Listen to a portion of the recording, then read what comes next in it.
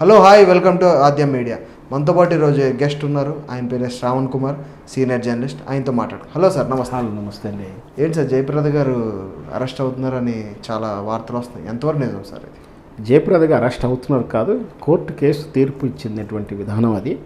ఏమని ఇచ్చింది అంటే 6 నెలలు కారాగార శిక్ష, 5,000 రూపాయలు జరిమానా. ఈమెతో పాటు ఇంకా 3 ఉన్నారు. వాస్తవ సంఘటన ఏమిటంటే, మనకు తెలుసు ఈ తరం సినిమా నటులు ఎక్కువ శాతము రియల్ ఎస్టేట్ వ్యాపారం చేస్తున్నారు. అంటే దీపం ఉన్నప్పుడు ఇల్లు చక్కగా పెట్టుకోవాలంటే వచ్చిన 4 రూపాయలు వెనకేసుకోవడానికి రియల్ ఎస్టేట్ వ్యాపారాలు ఎక్కువగా చేస్తున్నారు. గతంలో మాత్రం చిన్న చిన్న వ్యాపారాలు, ఏజెన్సీలు పెట్టుకునేవారు,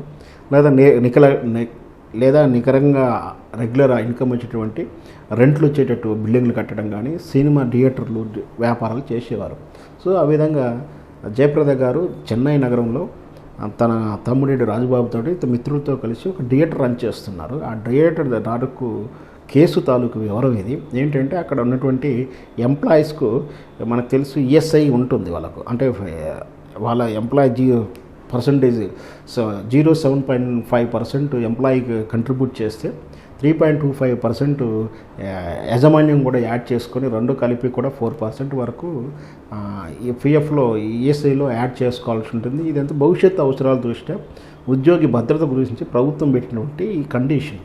అయితే కొన్ని కంపెనీలు చాలా కంపెనీలు ఎప్పటికప్పుడు అంటే ఇక్కడి నుంచి కలెక్ట్ చేసిన అమౌంట్ వాళ్ళకి యాడ్ చేసే అమౌంట్ 2 కూడా ఈఎస్ఐలో యాడ్ చేస్తుంటాయి. కొన్ని సందర్భంలో కొన్ని కంపెనీలు ఏంటంటే నెగ్లెక్ట్ చేస్తూ ఉంటూ లేటుగాను లేదా కొన్ని నెలల తర్వాతను, 1 ఇయర్ తర్వాతను అప్పుడు ఏదో జమ చేస్తూ ఉంటుంది. కొన్ని కంపెనీలు అయితే అసలు ఎంప్లాయీ దగ్గర అమౌంట్ కలెక్ట్ చేస్తుంది కానీ ఇవి వాడుకుంటుంది, కానీ మళ్ళీ వాళ్ళు ఈఎస్ఐ వీళ్ళ వాటాయా జమ చేయరు, ఎంప్లాయీస్ దగ్గర కలెక్ట్ చేసింది కూడా వాళ్ళు జమ చేయరు. సో ఇలాంటి సందర్భంలో ఏమవుతుందంటే, ఎంప్లాయీస్ ఎప్పుడైతే అడుగుతుంటారో వాళ్ళు ఎంప్లాయీస్ క్లెయిమ్ చేస్తానికి వెళ్ళినప్పుడు నిజం బయటపడుతుంది. అప్పుడు దాకా కూడా తెలియదు. అలాంటి వాళ్ళు సరే అడిగితే రిటర్న్ ఇచ్చే విధానాలు ఉంటాయి, లేదంటే మొండికేస్తే ఇలా కేసులు దాకా వెళ్తుంది. ఇక్కడ జయప్రద సార్ విషయంలో కూడా జరిగింది అదే. వాళ్ళు ఏం చేస్తుంటారంటే, వాళ్ళ తాలూకు ఈఎస్ఐ పే చేయనందుకు, గవర్నమెంట్లో యాడ్ చేయనందుకు కేసు అయింది. ఆ కేసు తాలూకు మీరు రాజీ కూడా కుదుర్చుకుంటాను కూడా వేజ్ యాక్ట్ కమిషనర్ ఒప్పుకోలేదు. ఖచ్చితంగా దాన్ని పనిష్మెంట్ తీసుకోవాలన్నట్టుగా వాళ్ళ చర్యలు తీసుకోవడం, ఈ తీర్పు దానికి వచ్చింది. బహుశా వాళ్ళకి ఇంకా పైకోర్టు వెళ్ళే అవకాశం ఉంది. కానీ ఏం జరుగుతుందో, రాజీ పడతారా, ఎలా జరుగుతుందో మనం వేచి చూడాల్సిందే. జనరల్గా ఏంటంటే ఈఎస్ఐలో రూల్ ఏముంటుందంటే, 10 మందికి మించి ఎంప్లాయీస్ ఎప్పుడైతే ఉంటారో ఖచ్చితంగా వేజ్ యాక్ట్ కింద, కార్మికుల చట్టాల కింద రిజిస్టర్ చేసుకోవాల్సి ఉంటుంది. ఈఎస్ఐ అప్లికేబుల్ ఉంటుంది. 10 లోపు ఉన్నప్పుడు ఏ సమస్య రాదు, కానీ 10 తర్వాత ఉంటే మాత్రం ఖచ్చితంగా ఈఎస్ఐ ఎన్రోల్మెంట్ ఉండాలి, ఈఎస్ఐ జమ చేయాలి.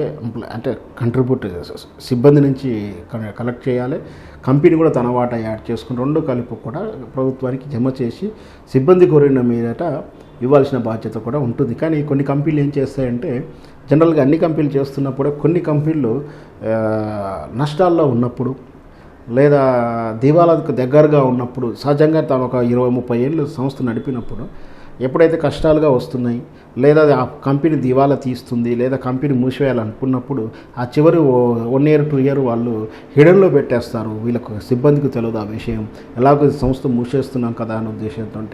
లేదా సంస్థ ఆల్రెడీ లాస్లో ఉన్నప్పుడు ఇక వాళ్ళకి డబ్బులు అవసరం ఉంటాయి కాబట్టి జీతాల రూపంలో పబ్లిక్ దగ్గర కట్ చేసిన అమౌంట్ కూడా వాళ్ళు వాడుకోవడం, నిధులు మళ్లించడంతో ఈ సమస్య వస్తుంది. ఇట్లాంటి సమస్య లేకుండా భవిష్యత్తులో మరిన్ని చట్టాలు రావాల్సి ఉంటుంది. ఈ చట్టాలు వస్తే కానీ ఇట్లా యాజమాన్యాలు, ఎందుకంటే వీళ్ళు కట్టకపోవడం అని, ఇలా వాటా కట్టకపోవడం ఒక ఎత్తు అయితే, అసలు వీళ్ళు రోజంతా కష్టపడినట్టు కార్మికుల అమౌంట్ వాళ్ళ దగ్గర కట్ చేసిన అమౌంట్ కూడా వీళ్ళే వాడుకోవడం అనేది క్షమించరాని నేరం కింద పరిగణించాలి. అంచేత ఈ విధంగా ఎప్పుడైతే కట్ చేస్తున్నారో ఆ కటింగ్ పే చేసిన తర్వాత కట్ చేయాల్సిన అవసరం ఉన్నట్టుగా చట్టాలు రావాలి. అప్పుడు మాత్రం ఇలాంటి పొరపాట్లు జరగవు. తరచూ ఇలాంటి వివాదాలు మనం చాలా కంపెనీలు చూస్తున్నాం. ముఖ్యంగా మీడియా సంస్థల్లో కూడా చాలాసార్లు జరిగిన సంఘటన ఇది. అంటే మీడియా సిబ్బంది, ఛానల్స్ మనకు తెలుసు చాలా మనుగడ ప్రాబ్లం ఉంటుంది. చాలా ఛానల్స్ ఒక 6 నెలలు, ఏడాది నడిపించి సంస్థలు మూసేసిన సంఘటనలు మన మీడియాలో చాలా ఛానల్స్ చూసాం. అక్కడ కూడా ఇదే సమస్య. ఎప్పుడైతే ఒడిదొడుకు ప్రారంభమవుతున్నాయో మదంగా డిలే చేయడము, లేదా అసలు సాలరీస్ ఆపేయడాలు, లేదా ఈ పిఎఫ్ను సిబ్బంది దగ్గర కలెక్ట్ చేసిన ఈ పిఎఫ్ను కంపెనీ వాడుకోవడం, అవి కూడా కోట్ల రూపాయలు అవుతున్నాయి కాబట్టి ఆ కోట్ల రూపాయలు ఒకేసారి చెల్లించలేకపోవడంతో మొండికేయడం, ఆ మొండి కాస్త కోర్టు దాకా వెళ్తున్నాము, చట్ట ప్రకారం నిరూపించగలిగితే ఇలా పనిష్మెంట్లు అవుతున్నాయి. ఒకవేళ పనిష్మెంట్ చట్ట ప్రకారం నిరూపణ చేసుకోలేనప్పుడు లేదా అవతల పార్టీ కేసును లీడ్ చేయలేనప్పుడు, అంటే కొందరు సహజంగా ఏదో జీవన విధానంలో ఒక జాబ్ మారిన తర్వాత ఇంకో జాబ్లో హడావుడిలో ఈ కేసు తిరుగు కూడా పోరు. చాలా కేసులు అలాగే ఉంటాయి. అంతగా కేసుని కూడా పట్టించుకునేటువంటి విధానాలు చూస్తుంటాం. సో వాళ్ళు నెగ్లెక్ట్గా కేసును వదిలేస్తారు. అలా కాకుండా ఈ స్ట్రిక్ట్గా చేస్తే ఒకవేళ శాలరీస్ ఇస్తున్నప్పుడే మనకు టీడీఎస్ విధానం మనకు తెలుసు, టీడీఎస్ ముందు కట్ చేసుకుని పేమెంట్ చేయాల్సిన పరిస్థితి వస్తుంది. ఇట్లాంటిది ఒక చట్టం కానీ సెక్షన్ కానీ వస్తే ఈ జీవిత బీమా భద్రత వీళ్ళకు అనేది ఖచ్చితంగా సిబ్బందికి ఉంటుంది. జయప్రద కాదు, ఎలాంటి కంపెనీలైనా ఇలాంటి తప్పు మళ్ళీ చేయకుండా మనం చూసుకోవాల్సిన బాధ్యత మనందరి మీద ఉంది.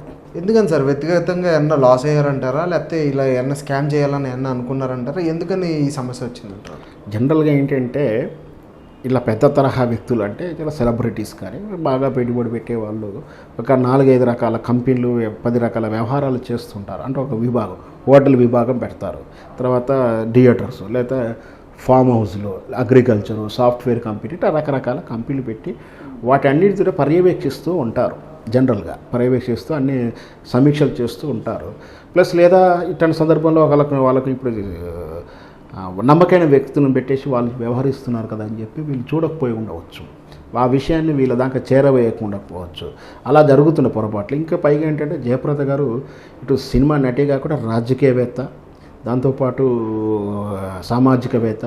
దీని అన్నిటికన్నా ముఖ్యంగా ఏంటంటే వయసు కూడా అంత గతంలో చేసిన యాక్టివ్గా చేయలేరు. ఆమె సుమారు ఇప్పుడు 60+ ఉంటుంది. కాబట్టి ఏంటి అంటే ఇక వాళ్ళ ఒక సంస్థ నడుస్తుంది కదా అనుకోవడం, లేదా నష్టాల్లో ఉంది, లేదా వాళ్ళు పార్ట్నర్ చూసుకుంటున్నారు అనుకోవడం, ఆమె దాకా రాకపోవచ్చు. ఆమె ఇంత దూరం వచ్చిందని కూడా తెలియకపోయి ఉండొచ్చు. తీరా వచ్చిన తర్వాత కూడా అదే ఇవ్వాల్సిన పేమెంట్ సెటిల్మెంట్ చేస్తున్నా కూడా ఆడ ఉన్నటువంటి కమిషన్ ఒప్పుకున్నట్టుగా ఉన్న సమాచారం మన వార్తల్లో చదువుతున్నాం. సో ఇక్కడ ఏంటంటే మిస్లీడ్ అయింది, లేదా గ్యాప్ అయింది, లేదా కేర్లెస్ చేయడం వల్ల ఇలాంటి సంఘటనలు జరుగుతూ ఉంటాయి. సహజంగా వ్యక్తిగతంగా వ్యాపారాలు లాసులు ఉన్నట్టు కానీ ఏం జరిగినట్టు కానీ సమాచారం అయితే లేదు. మరి రాజకీయంలో అయితే ఒడిదడుకులు లేకుండా బాగానే ఉంది, ఆర్థికంగా కూడా బాగానే ఉంది.